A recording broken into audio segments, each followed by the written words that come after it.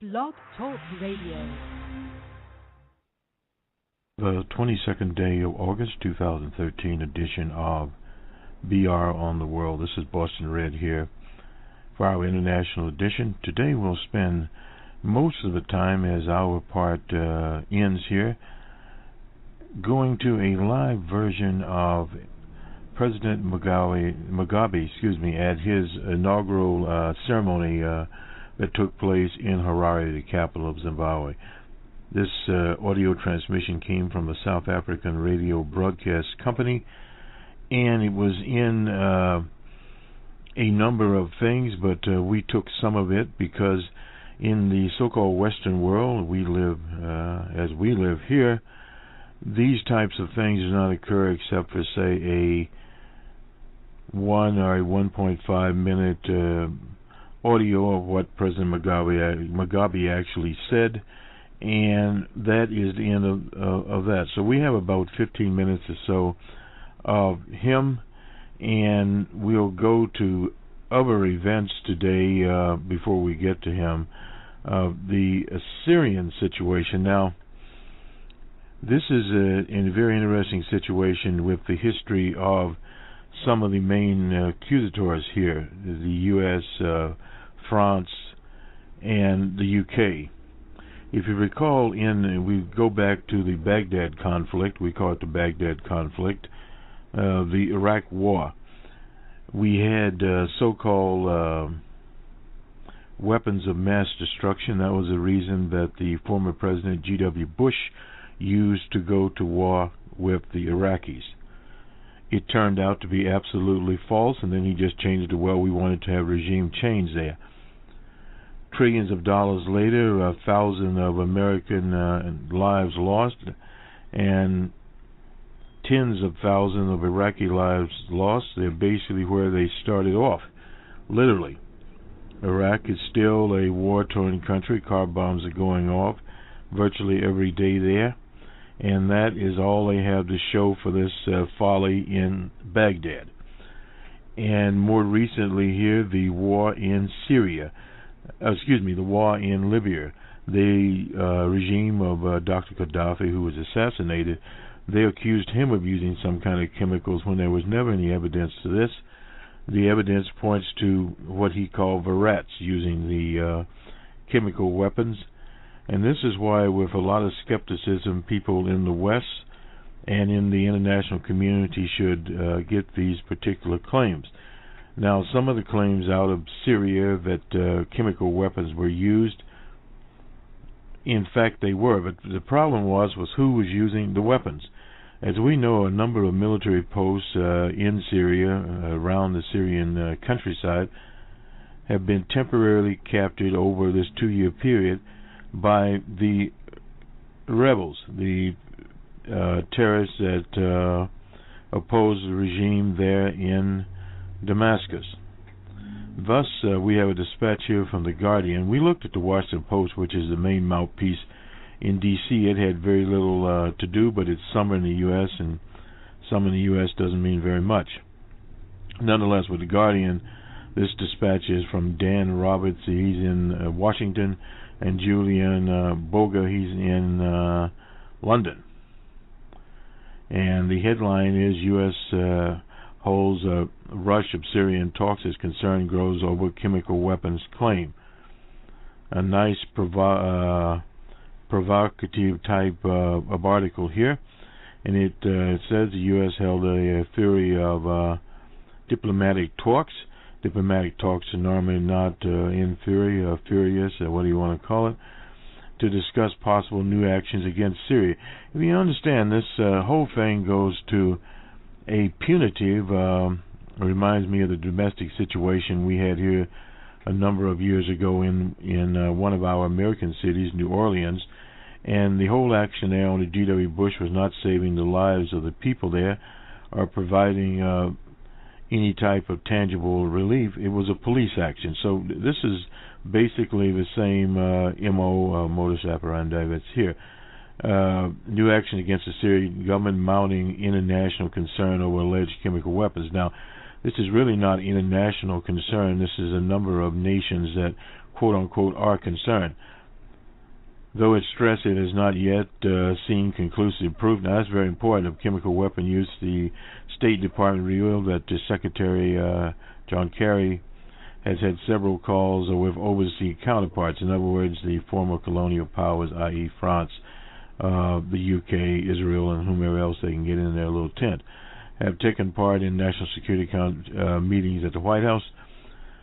Washington is split over how to respond to the latest attacks, which is believed to kill between, and these numbers are already exaggerated, 1,000, 1,800 people.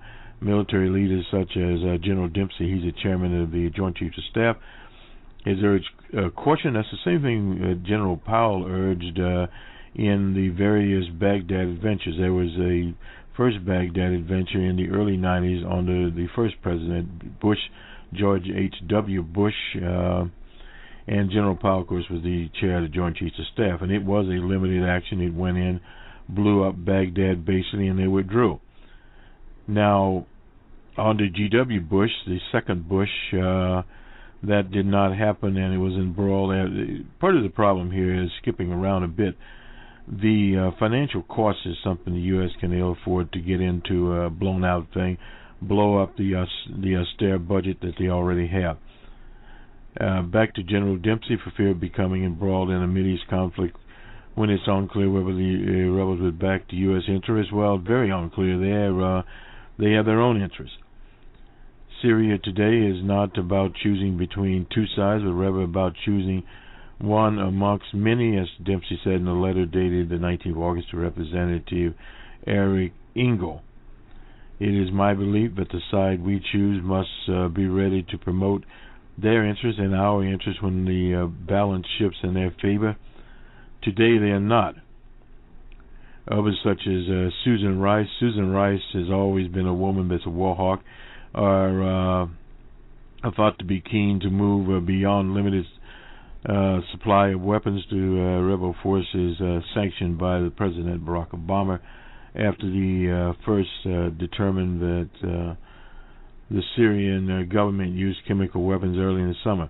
Our red line, and this is always setting up these, either you do it our way or you don't. Our red line was the use of chemicals. That was crossed 2 months ago. The President took action. That's the spokesman there, Jane Pansky. If these new reports are true, it would be an outrageous escalation of the use of chemical weapons by the regime. There would be a range of full options for us to take. The only options they basically have is bombarding Syria, of course, arming a group of characters that will destabilize that area more than it's been stabilized. Now here's the rest of the flock here. The General Secretary, Foreign Minister in France, Jordan, which is a puppet state, Qatar, Turkey, and the EU. But the EU is full of puppets, so it's very hard to figure out what they're doing. The President ordered the intelligence community to urgently gather information. Well, they've been doing this all the time. Pensky refused to detail inventory previous arm supply measures or speculate that they've had an effect in pressing General Assad. France has raised the prospect of using force. Well, France was the number one force behind the Libyan conflict there. They used to be part of the colonial power in Tripoli, and so were the Italians. Yes, they saw a serious escalation of crisis in Syria. Now, it's amazing that the UN had a arms team on the ground in Syria recently there, and all of a sudden this comes up. But so far we have not heard the Western media cover General Assad's point of view. And the Russian government, the Chinese, insisted on a watering down there. They call it a watering down, but they insisted on a resolution that made some sense. Now, again, this is this tent of the, whatever you want to call it, U.S., France, and the so-called 32 of governments. These other governments are nothing more than puppets, period there. Now, regime had previously allowed UN team led by the Swedish scientist Aki Sundström into the country, but limited its investigation of chemical weapons to free sites. Moscow and Beijing have consistently backed the Syrian government. And in the Syrian National Council, which is basically a puppet operation, we cannot accept massacres, particularly those involving extreme dangerous weapons. Well, that's from the French foreign minister. The last type of gas was used on a massive scale was in the Iraq War by the former President Saddam Hussein, according to them.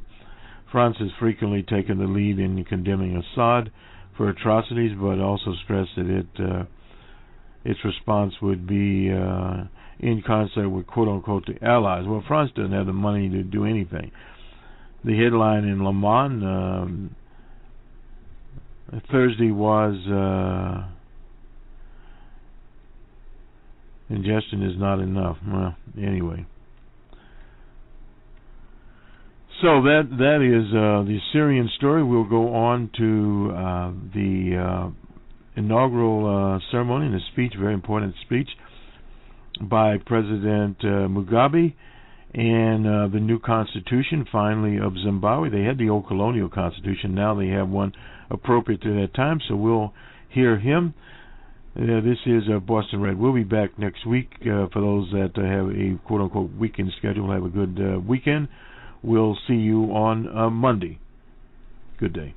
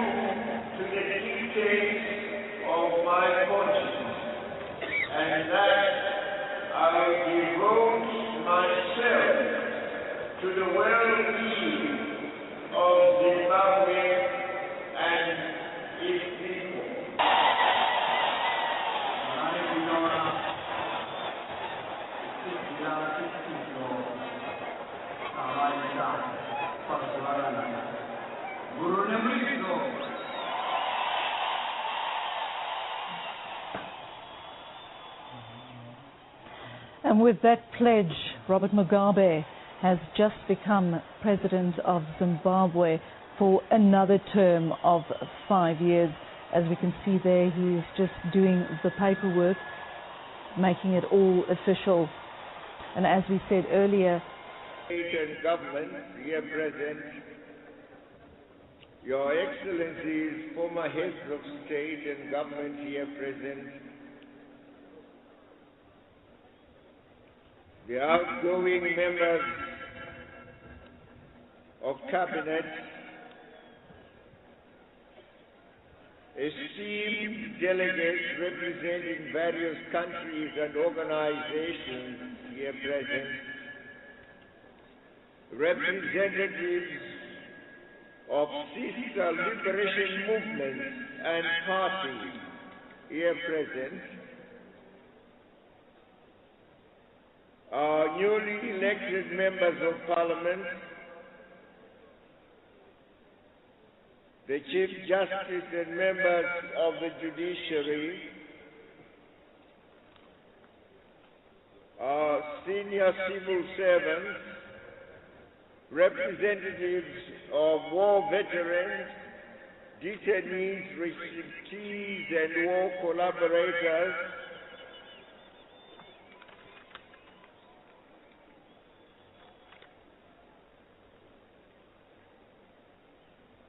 representatives of the business community, our service chiefs, representatives of our farming community, members of the diplomatic corps, representatives of civil society, student activists, invited guests, comrades and friends.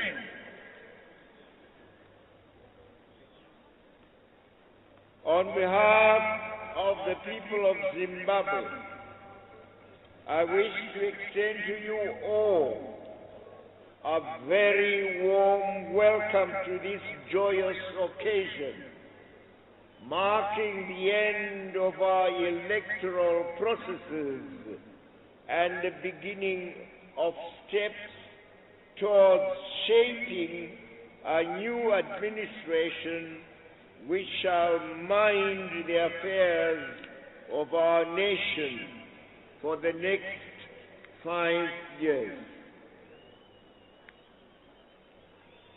In welcoming you, I am aware of the inconveniences you suffered from what really was a short notice to this event.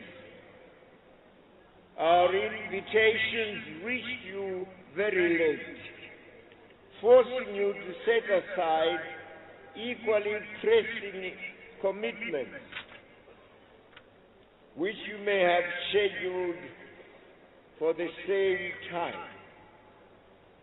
We apologize most profusely for this inconvenience created by certain constitutional requirements that, on our part, perforce precede the inauguration of the President-elect. We had to allow for petitions as required by our supreme law. Yet it is this positive response to this short notice on your part which attests to the deep affinities between you and ourselves. We are truly humbled, and today our hearts are aglow with happiness, which we readily share with you on this joyous occasion. Excellencies, ladies and gentlemen, comrades and friends, the just-ended harmonized polls, whose high point we now gather to celebrate, do mark and usher in a new constitutional dispensation for our country.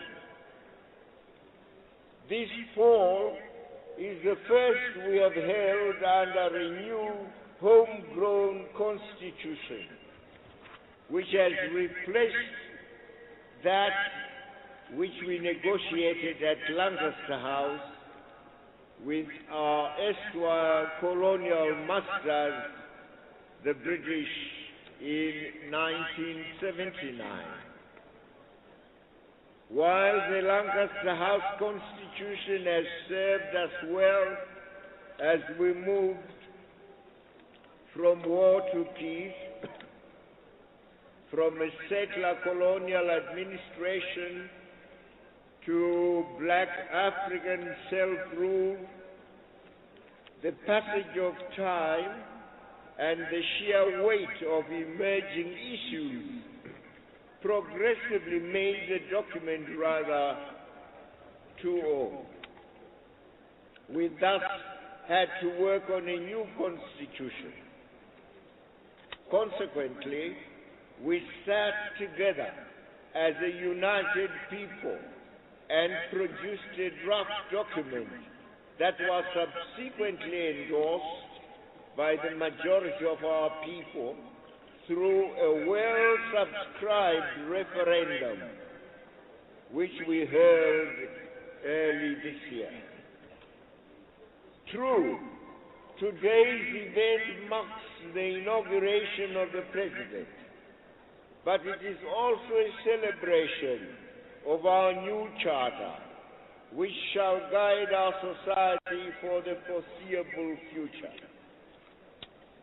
A key feature of this new constitution is its blending of first past the post electoral approach and proportional representation.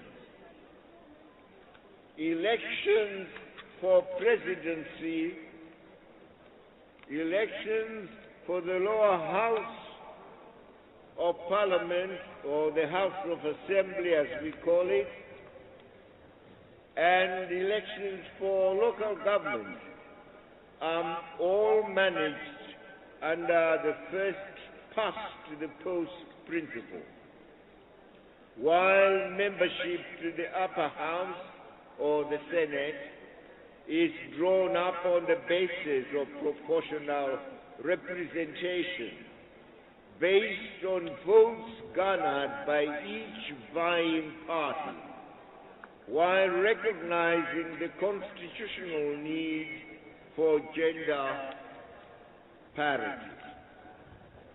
Excellencies, ladies and gentlemen, comrades and friends, I have no doubt that the days of our elections were quite engrossing, if not nail-biting to some of you.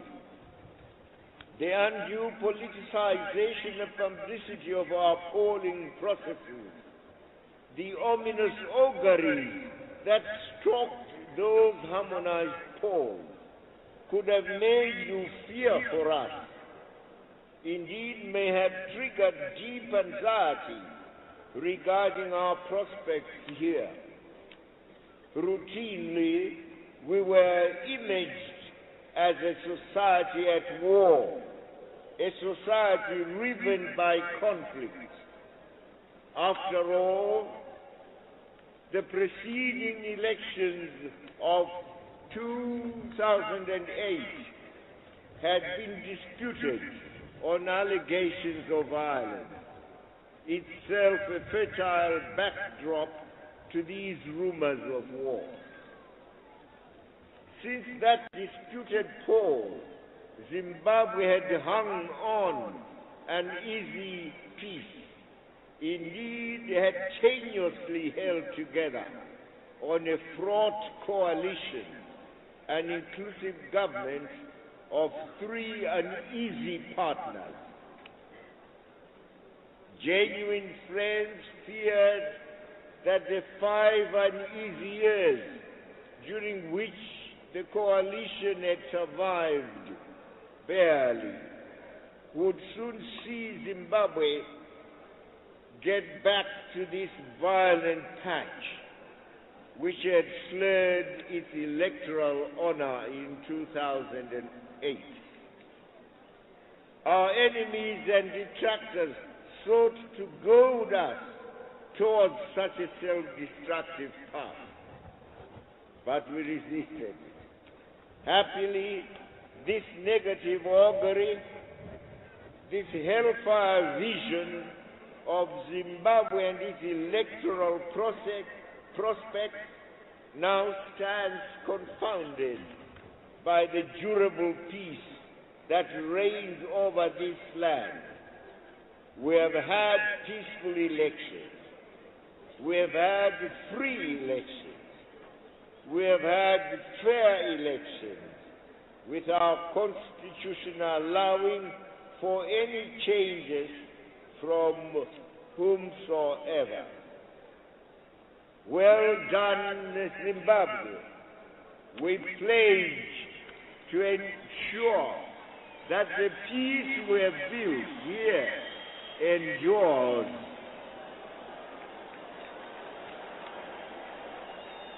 Tinotenda siyabonga.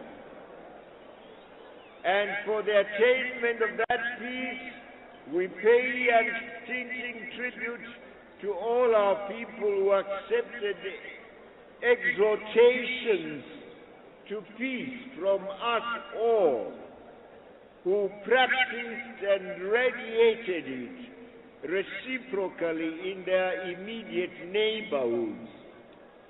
The result was local peace which builds towards and fed into perfect national peace. I want to pay tribute to my partners in the global political agreement for joining hands in this peace-building effort. Equally, I salute church and community leaders who prayed for it, demonstrated it through personal example. I have no doubt that I continue to count on them all, for durable peace that subsists for all times. Excellencies, ladies and gentlemen, comrades and friends, except for a few Western dishonest countries, our elections have been hailed as peaceful, free, fair, and credible. SADC, COMESA, the African Union, the ACP, the United Nations, as well as many nations of goodwill, have praised our elections here. We welcome this positive spirit, this encouragement which should see us do even